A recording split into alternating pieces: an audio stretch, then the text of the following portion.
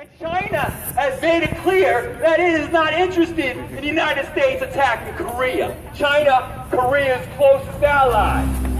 China is the third largest nuclear armed power in the world. The United States first and Russia second.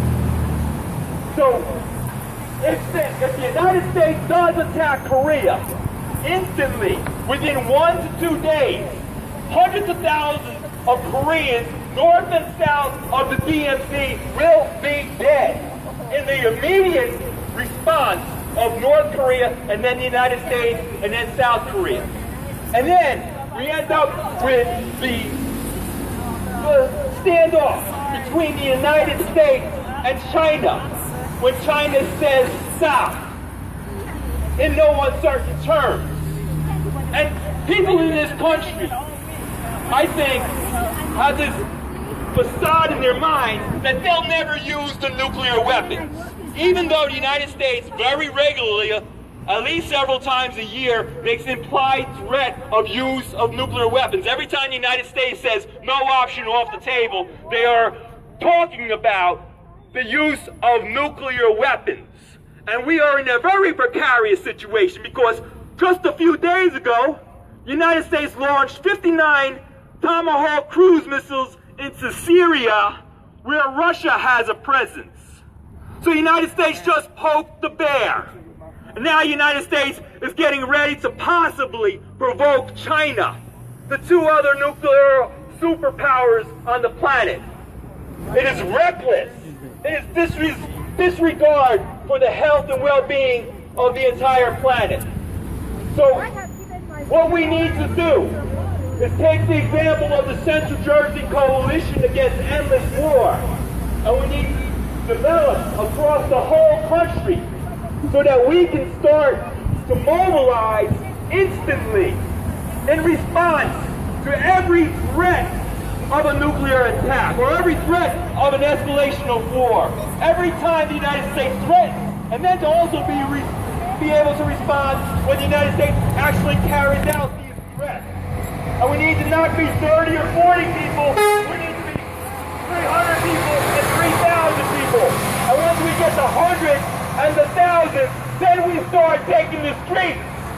And if nuclear weapons are in the air, we cannot go home.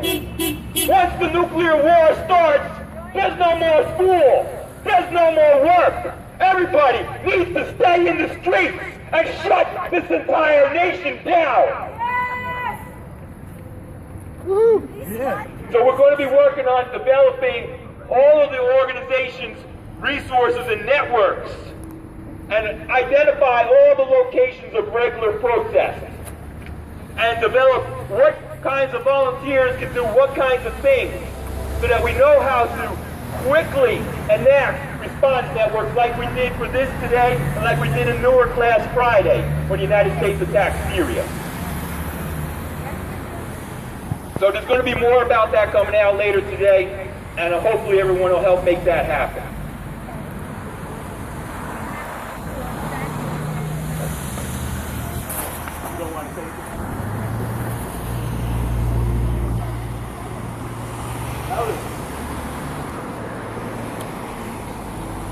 So hi, I'm here in Highland Park at the anti-war protest, and we just had a very rousing speech.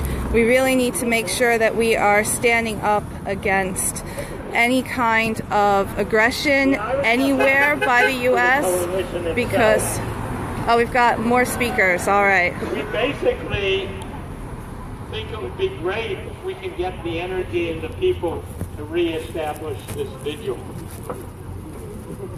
We also think that it's important, in addition to talking about the war, and Bob has done that very well and ably, to talk about the fact that this is a country with mass incarceration and we want to end that. That this is a country where people who are refugees from the wars we have created are not being let in. Although we are working with people who are centered at the Reformed Church to make homes available for those who do manage to make it here. We think there are labor struggles which are a critical component of building what it's going to take the power away from the rich and the bomb makers and the war makers. We work with New Labor, for example, just one of several groups. I hadn't expected to be talking, so I didn't give any. We work with Jewish Voice for Peace and others. We work with people who are involved in the Black Lives Matter movement. And in general, we see all of these struggles as coming together to try to take the power away from the businesses and the arms makers and to take it into the hands of the working people and others of this country, so that power is from below and not from the rich pigs who are running things. I have nothing more to say. Manage.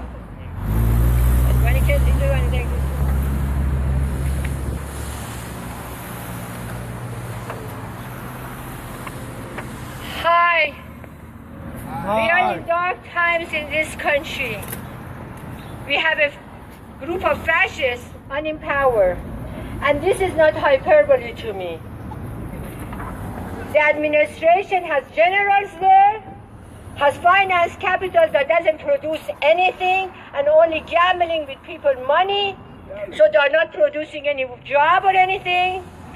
And we have racism, and we have attack on the media. The only non-government institutions that they are in our Constitution that I carry all the time with me. In the Constitution requires and obligates the media to stand between the people and the powers who always have the tendency to go against the public, to stand and inform them. Unfortunately, our media is part of the corporations and corporate capital, and for that reason, as the head of CBS said, he said, we are making tons of money from Trump and we are loving it. So they like the money, the hell with United States and our Constitution and our right. As a long-term immigrant to this country, it pains me, has pained me continuously, but this is very difficult time for me to see that United States has become what it is. We have an unlawful president. We have a lawless society. The head of judiciary, which is dismantling all the protections that we are having and giving right there to the right-wing fascist supporters. We need to do anything and everything we can do to stop this. The fact that we have already Tomahawk missiles has been thrown in Syria for no reason, with no evidence. The fact that many people tell me, oh, Assad is so bad. Of course Assad is bad. Netanyahu is horrible. Saudi Arabian kings are horrible. Islamic Republic people are horrible. But it's not for us to defend them, and this is what it is. We have to have evidence. When we attack anybody, talk about anybody, media has to have evidence. We have to have evidence. They haven't shown us anything about Syria, that they have gassed the people. There is no evidence of that. We don't know anything. Democratic Party in this country has become part of the reactionaries and are hurraying for attacks and militarization. The other day, on Thursday night, they dropped the mother of all bombs. This is the largest 22.7 pounds, 22,000 pounds of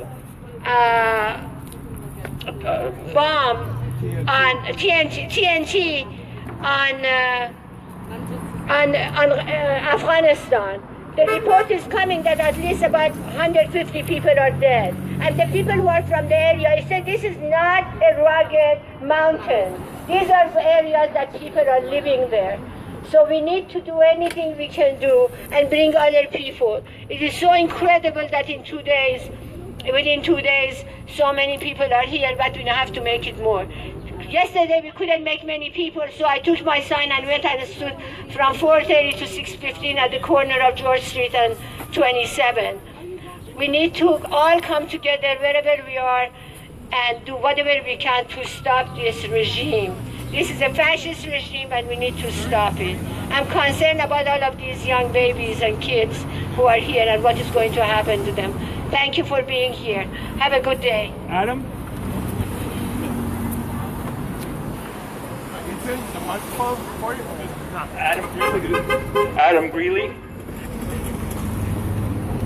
Right. So,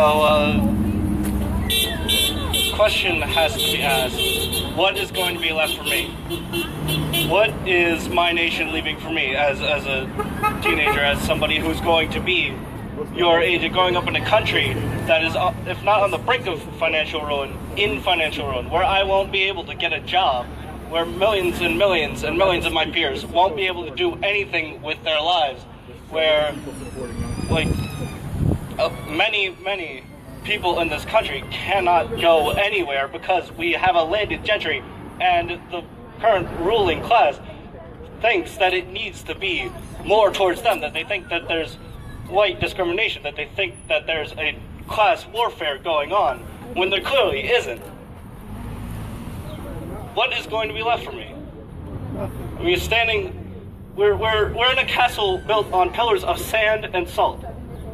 We're standing in a place where there's going to be nothing for me, and for my children, and for their children.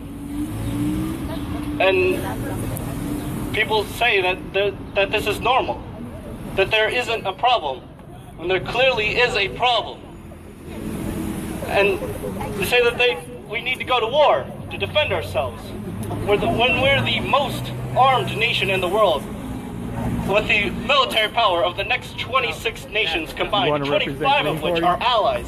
Anyone who believes that this nation is under threat from an outside source is a fool, plain and simple, or has been lied to by the people in power who want these wars for their own personal gain, who are manipulative, who say that they represent us, who say that, and they will be the ones who are governing me, but I didn't vote for them. I never wanted them. But they will be controlling my life and the lives of all of my peers. Thank you.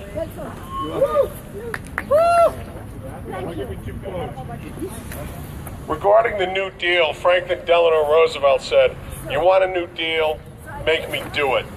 So that's our job, is to make you do it. And now I'm going to quote Billy Bob Thornton. So I'm going from FDR to Billy Bob Thornton. But Billy Bob Thornton says, "You think you're too small to make a difference? Spend a night in a tent with 10 mosquitoes." That's it. You're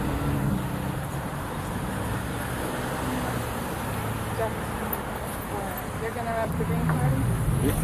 Awesome. Well, and mostly I'll be anti-war. All right, I'm not much of a public speaker, but this is time that the public needs to speak.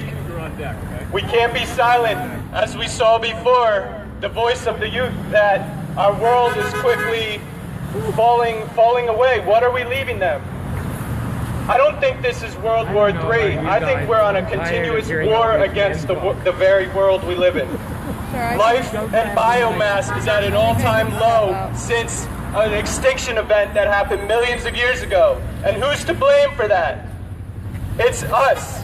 It's this way that we are in the world. The human animal is becoming dangerous. We have invested way too much thought in destruction and have left the path of stewardship.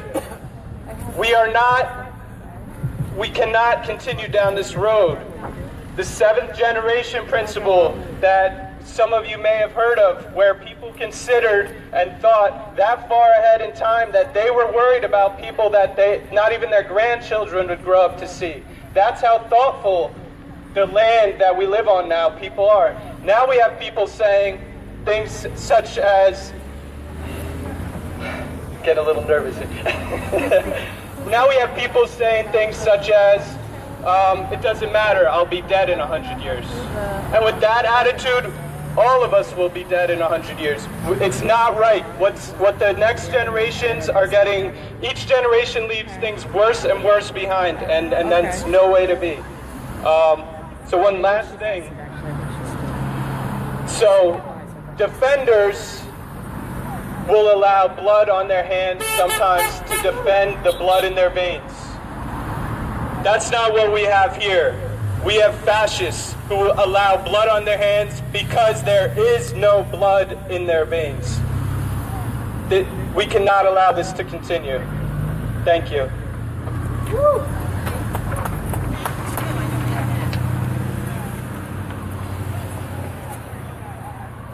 I wanted to say a few words about the Democratic Republic of the People of Korea, because I think it's one of the least explained and understood aspects of the U.S. war drive. In the eyes of the U.S. politicians and media, the leader of the Democratic Republic of Korea, or North Korea, is insane, and the U.S. represents sanity, rationality, and peace. But that's not the case at all. Trump ordered an aircraft carrier flotilla to the Korean Peninsula, which includes 7,500 soldiers, Tomahawk missiles, as well as destroyers. Then he goes on to label it an armada, always trying to escalate the rhetoric and the imagery of military threats. The people of Korea have faced continual threats of aggression from the United States. The U.S. is currently, in addition to this flotilla, the flotilla is just supplementing regularly scheduled war games, which include troops from the United States, South Korea, and this year from Japan as well. The historical invader and oppressor of the Korean people. Naturally, this is seen as a military threat to the Korean people, and they're taking steps to respond to that. I think that we need to demand U.S. hands off Korea, support the struggle for a unified Korea, and continue to do what we can to explain the issues and protest the U.S. war moves in Korea, which threatens all of Asia. Thanks.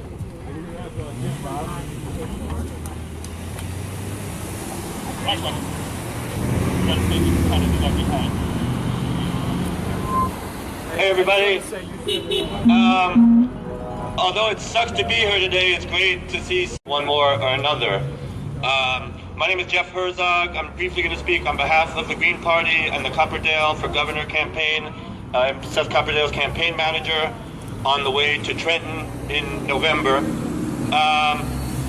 It's ironic that we're out here today, that people were mobilizing in Newark just a few days ago around increasing violence from the train wreck president in Washington in a week when people of two of the major faiths in this country and in the world are celebrating holidays of ending slavery. Holidays, one holiday of ending slavery, one holiday related to a man said to have preached peace, and we have a president in the White House in these various days that are provoking, that is, he's not provoking, that is deepening ongoing U.S. wars and conflicts in Syria, in Afghanistan, in North Korea, and these are the 1, 2, 3 punches coming after all the other punches that have been hitting us since Trump came to the White House. What have the Democrats been doing in Washington to stop him? In the last days, Nancy Pelosi finally started calling for them to come back into session, but it's way too little. way too late.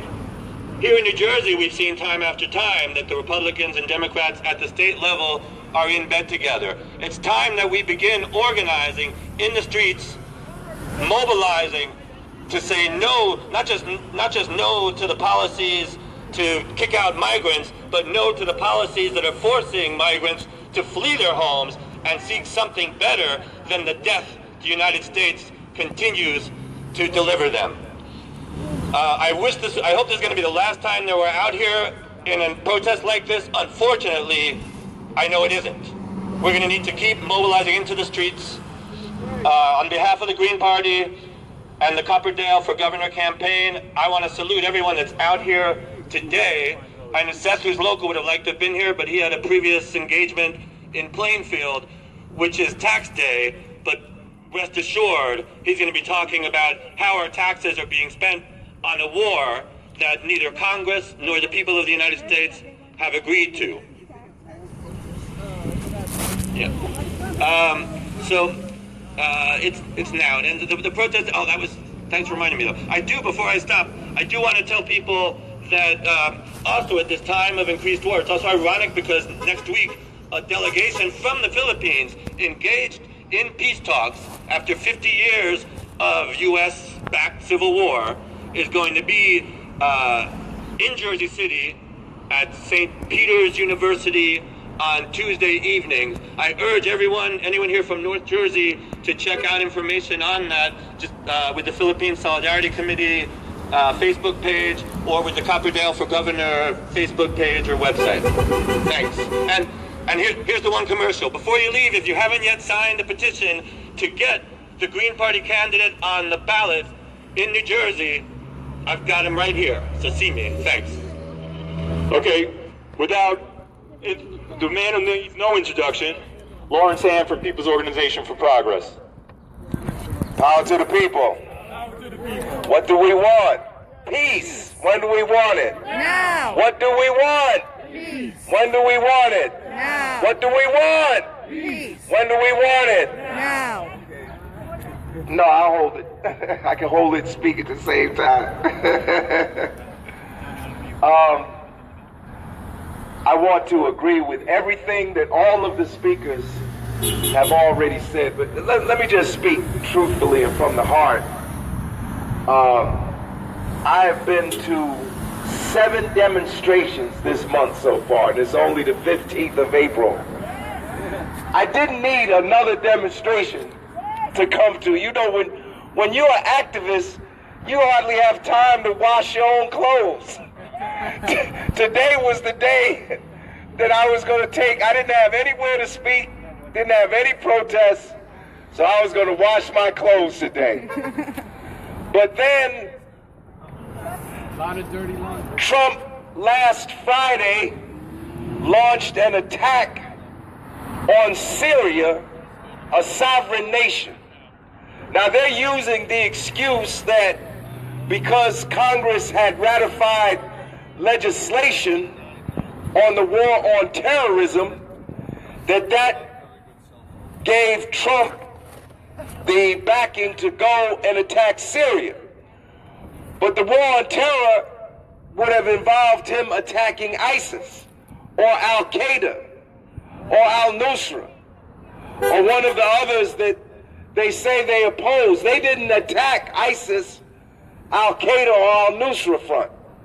They attacked the sovereign nation of Syria. Now, regardless of what we may think about Syria, and of course we're all outraged about war and the atrocities that happened during war, that was a sovereign nation. That would be like Russia rolling up to the coast of the U.S. and launching an attack against New York City. We wouldn't stand for it.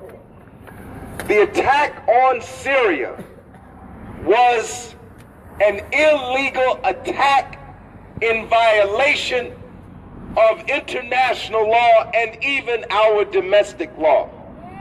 And that attack on Syria brought us closer to the possibility of nuclear war than we have been since the Cuban Missile Crisis. And why is that? You know the answer. Because Russia is in Syria, invited by the Syrian government. The U.S. was not called upon by the Syrian government. The Russians were invited by the Syrian government to help defend it against these other terrorist organizations, principally ISIS.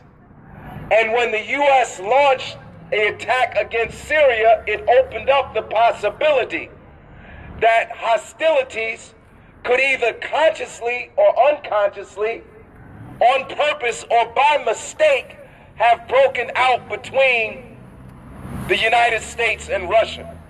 Now, we hear on the news all the time that we are the only superpower. Well, hubris should not cloud our vision. We are not the only superpower. Russia has as many nuclear weapons as the United States. It has almost as large a military as the United States.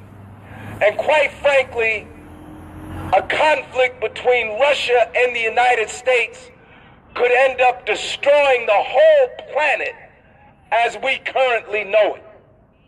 So everybody has been on pins and needles. Even the headlines in many of the newspapers have said, are we going to have a world war? So as if that wasn't bad enough, Trump the other day orders what he called an armada to North Korea. And I said, oh no, because the North Koreans, they're testing nuclear weapons. They probably already have a bomb. The question is, do they have the capacity to actually deliver a nuclear payload? This movement of U.S. ships toward North Korea is a provocation and can lead to no good end. Do you think China is going to stand idly by if we launch an attack against North Korea? That would be like some other nation rolling up on Mexico, launching missiles against Mexico, thinking that the United States is simply going to stand idly by and let them violate the Monroe Doctrine, which we all learned about in elementary school, right? The Monroe Doctrine. Not only do we have the right to defend our borders, we have the right to defend the whole of the Western Hemisphere. So I went to bed last night knowing that this armada was rolling up on North Korea, knowing North Korea was celebrating the birthday of the country's founder, Kim Il-sung, knowing that this might be the day that North Korea might decide to test another nuclear weapon, and the president, or so-called President Donald Trump, saying that if China doesn't take care of the problem, we're going to take care. You know what that kind of talk is all about. He's talking about the possibility of launching a preemptive strike, not a strike in self-defense, a preemptive strike, not if the North Koreans would launch their weapon on one of the U.S. ships, simply if they tested anywhere in their own country that the United States would launch missiles and attack North Korea. So I went to bed last night and I was saying, damn, I'm not going to get to wash my clothes tomorrow because Bob has called, and Central Jersey Coalition Against War and New Jersey Coalition Against War with Syria and in the Middle East has called a demonstration for today. I'm here today because I want to be with people who want peace. And I think that we represent the majority of the people in the United States of America. I don't think anybody in our country wants another war. Donald Trump campaigned against Hillary Clinton, saying that she was the queen of regime change. He campaigned saying that he was against the war in Iraq. He campaigned saying that he would not be the policeman of the world. In fact, in his inaugural address, he said he's not the president of the world, he's going to be the president of the United States. But here he is making a 180-degree change in about 72 hours, saying that Assad has to go and that the U.S. has a right to bomb the sovereign nation of Syria. See, we all can't forget our basic leftist studies 101, leftist politics 101, right? We know what it's about. It's not really about one person being in the White House. Quite frankly, I think Donald Trump is a liar. I think he's doing now what he intended to do all along. He's a liar and an opportunist and would say anything to get power.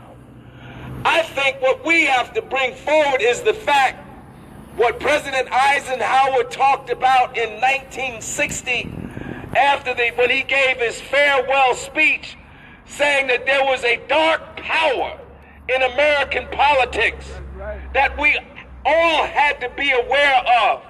And he called that dark power the military-industrial complex.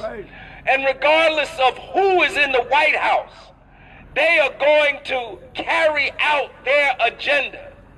Somehow some folks were saying, oh, well, we should vote for Donald Trump because he says he's against the war and he says he's against regime change.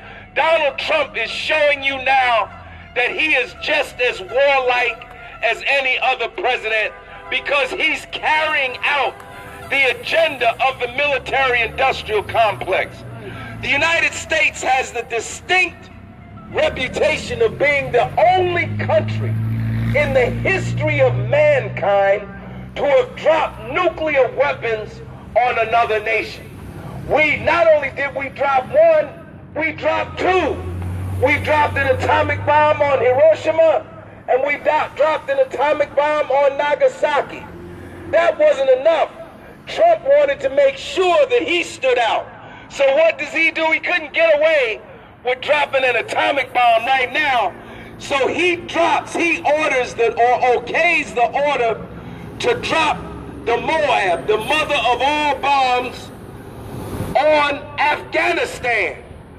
A bomb so powerful, it represented 11 tons of TNT. Manana just said 22,000 pounds. That's 11 tons. That's the most powerful non-nuclear bomb in the history of mankind. And it cost $314 million to manufacture that one bomb that we dropped on Afghanistan. What could we have done in the United States with $314 million? Maybe we could have restored the Meals on Wheels program that Trump wants to cut. Maybe we could have restored the school lunch program that Trump wants to cut. Maybe we could have restored the services to senior citizens that Trump wants to cut. All of these things we could have done with the $314 million it costs to manufacture this is one bomb. This wasn't a bombing raid. This is the cost of the one bomb that they dropped on Afghanistan the other day. Yes, day before. Was it day before yesterday? The day before yesterday. We're here today, and I'm here with you because we want peace. We don't want another war. On the war in Iraq, we spent almost $12 trillion on the wars in Iraq. We could have rebuilt the entire United States with the money that we spent on the war in Iraq. We can't find housing for the veterans who fought in Iraq. I can take you right now to Penn Station in Newark, where there are homeless veterans, some of them young enough to have fought in Iraq, but we can't find housing for them, but we can find more money for war.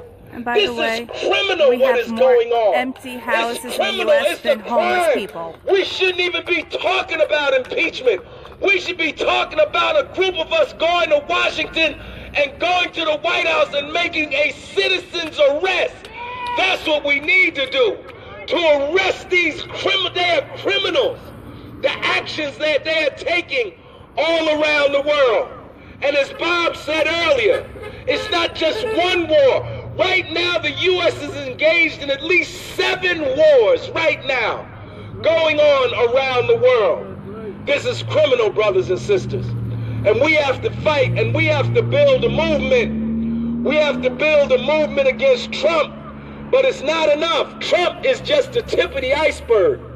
What has been going on in the United States for the past 40 years is a coup in slow motion, a slow motion coup to take over this country.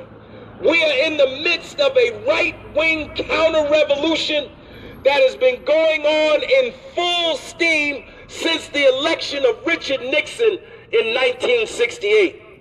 They control all branches of the government. They control the legislative branch. They control the executive branch. With the appointment of Gorsuch, now they control the judicial branch. And you know what they want to do? You know what the Koch brothers' latest project is? They want to call a constitutional convention. To call a constitutional convention, they would need 34. They would need 34 of the 50 state legislatures in this country. They would need 2/3. They have 32 legislatures. They are 32 legislatures away from being able to call a constitutional convention to literally rewrite the Constitution of the United States, to establish the right-wing fascistic kind of government that we've all been talking about today. This is what's on the agenda. This is why we must build this movement for peace. And we just passing now the anniversary of the assassination of Dr. Martin Luther King. How ironic it is that April 4th, the anniversary of the assassination of Dr. King, and April 14th, yesterday, the anniversary of the assassination of Abraham Lincoln. We stand forever in the vortex of history. We are connected, and we don't even realize our connection to history. And that we are in an ongoing struggle, an intergenerational struggle that has been going on literally since the founding of this country. The struggle between the few who want to accrue all the wealth and all the power to themselves, and the struggle of the many who would want to build a country in which all human beings could live together in peace and in prosperity. That's what we want. That's what we want to build. We want to build a country where everybody can benefit from the fruits of their labor. So let us continue fighting, brothers and sisters. And let us end this war. Let us do everything we can. I'm like the previous speaker. I know we're going to be out here again, because they're not going to be satisfied until they get a war started. But I don't care. I don't care if it's just 35 of us. I don't care if it's 3 of us. I want to go wherever people are going to stand for what's right. Even if it's just 2 or 3 of us, we're going to stand. Power to the people. Okay, we're going to have a little bit of an artistic presentation from our dear friend, who we've been struggling together with for decades, Albert Villari. I'll hold the mic. First, I'd like to say I'm involved in the pipeline struggle in Franklin and South Brunswick area, and we're trying to keep them from build a compressor there that pretty regularly blows up. We've got a record of how they've got a bad record of how much these things go. So here's a song about Standing Rock that I wrote. It's called Standing Rock.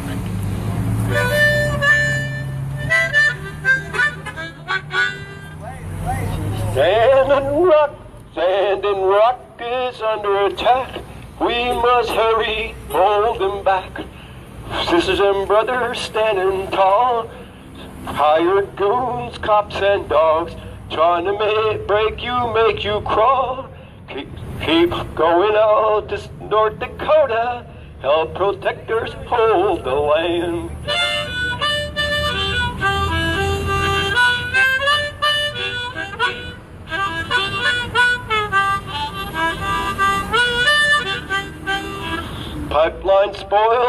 sacred land, defile the earth and precious water. Forgot to go out there and help the protectors hold the land. Our politicians don't give a damn, it's up to us to take a stand. Going out to North Dakota, help protectors hold the land.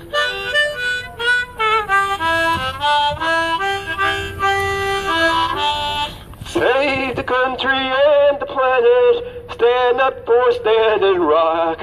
Our precious resources, the exploitation of our resources has got to stop.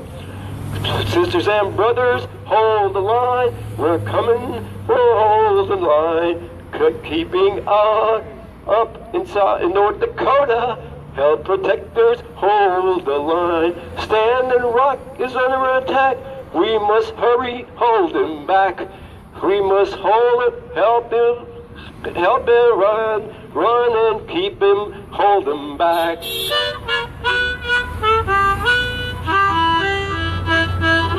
Save the country and the planet, stand up for Standing Rock. The plunder of our precious resources has got to stop.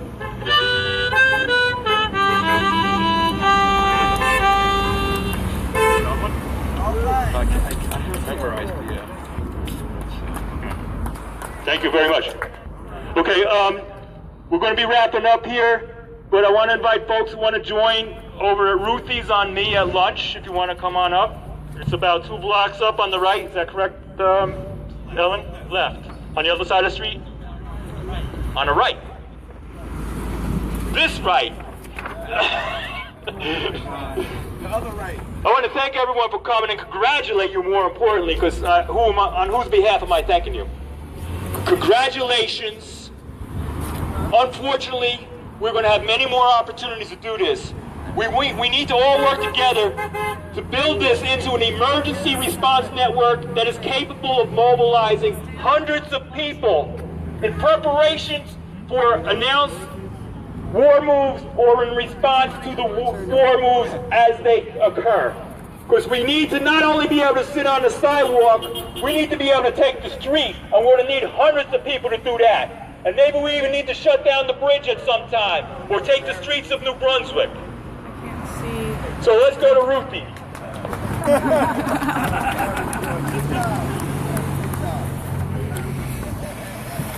All right, I want to thank everyone for tuning in. I'm here with Teresa.